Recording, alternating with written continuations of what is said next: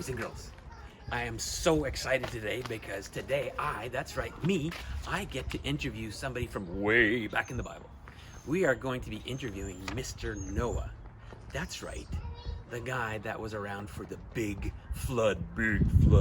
So I'm so excited. So I have Mr. Noah here. I'm going to ask him a few questions and he's going to bring us way back to that incredible Bible story of when the big flood came on the earth and God saved him.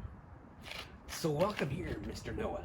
Before we get going, Mr. Noah, I have something that's been burning on my mind forever. Sir, do chickens have talons? What was that? Do chickens have talons? I don't understand a word you just said. So what was it like back in the good old days? Actually, it wasn't that good. They weren't really the good old days. Because when I think back, it was incredible what God had made. The sky and the clouds and the trees, the birds of the air, the creation of the mountains and the farms. It was incredible, but people didn't care. In fact, the whole attitude of all the people around me were they didn't care at all about God, didn't think about, in fact, they seemed to almost not like him at all. And they were mean to one another. It was so selfish. So to actually call them the good old days, it wasn't that good, actually. There was so much there, but people didn't take notice of God and each other. Wow, yeah. I can understand that. Sorry to hear that. What was it like to hear instructions from God? When it comes to the instructions, yeah, it was wild to hear God's voice to give me these crazy instructions because, to be honest, who says build this big honking boat enough to house my whole family and 2 of every kind of animal? So I had to work through my own thoughts on that. Never mind sell it to my wife and my kids. But we worked through that because we know that it's not always about your feelings. It's about God has spoken. And we need to listen. But that didn't make it easy when people made fun of me. The whole crowd, the community, sometimes neighbors would really have a good time mocking me out and making fun of me as I took so long to look at the instructions and build what God was going to use to save me and my family. Oh, okay, right. Tell me more. What was that like? Well, actually, it wasn't that great of a day. I remember the clouds rolling in real fast. It was dark and water started to come from the earth, and the clouds, like it opened up a faucet and started to pour down on us. And it was quite a scary time because the water started to accumulate so fast. And then I was so thankful to the Lord that he came and he shut the door of the ark and saved me, my family, and all these animals that we had collected. He took really good care of us. So how did you feel about the whole flood? Give us the background a bit. Well, how do I feel about the flood? I don't know, it's totally about my feelings, but I do remember having mixed emotions because God had to start over. The creation that he cared and loved so much, he started over. And I too remember watching as the water came up that there was a sadness within me, but I do remember how incredibly glad I was and thankful that he saved me, that he gave me these instructions, and that I was able to get into that ark and be cared for by the King of the universe. And he cared for all these animals and my family.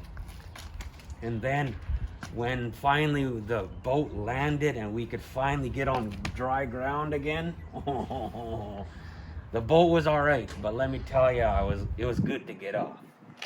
when we finally landed, I was so happy to see that rainbow.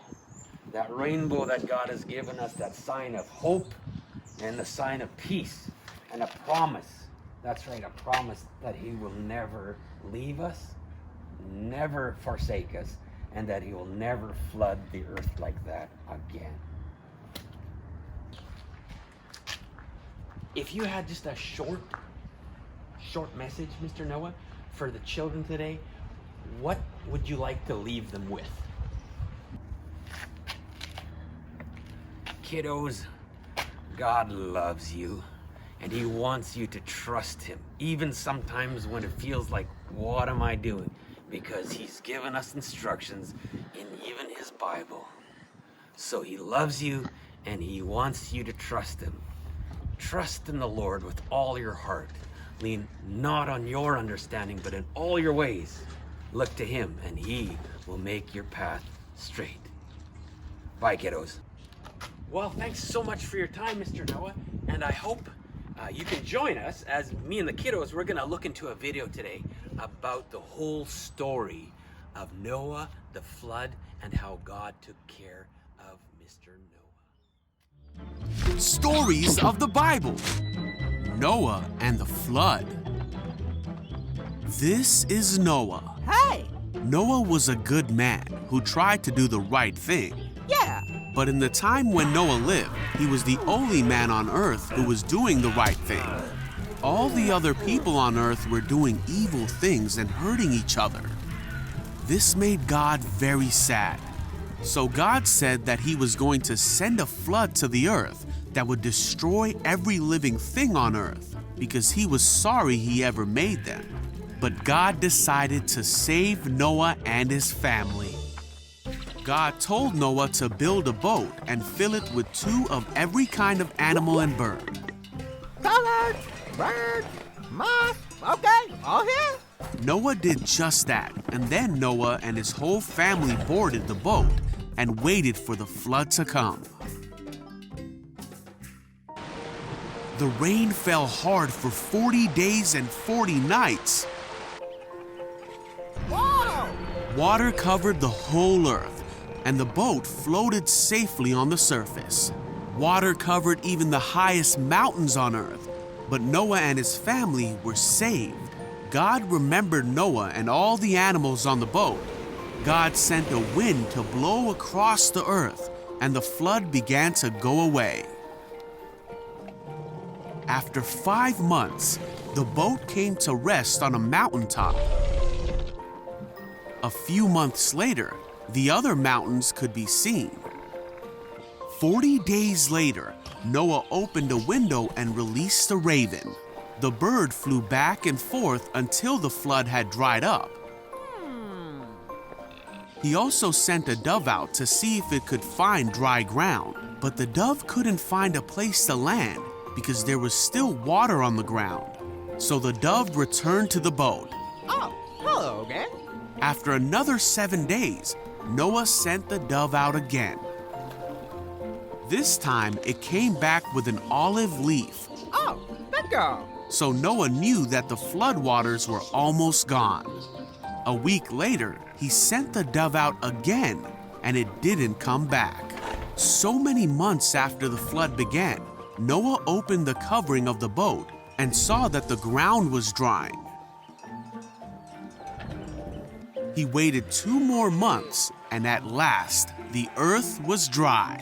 Then God said to Noah, "Leave the boat, all of you. Release the animals so they can be fruitful and multiply throughout the earth." Okay. So Noah, his family, and all the animals finally left the boat. See ya. Noah built an altar to the Lord to make a sacrifice to God. God was pleased with Noah's offering and said to himself that he would never again destroy every living thing on earth. God blessed Noah and his sons and promised them that he would never send another flood.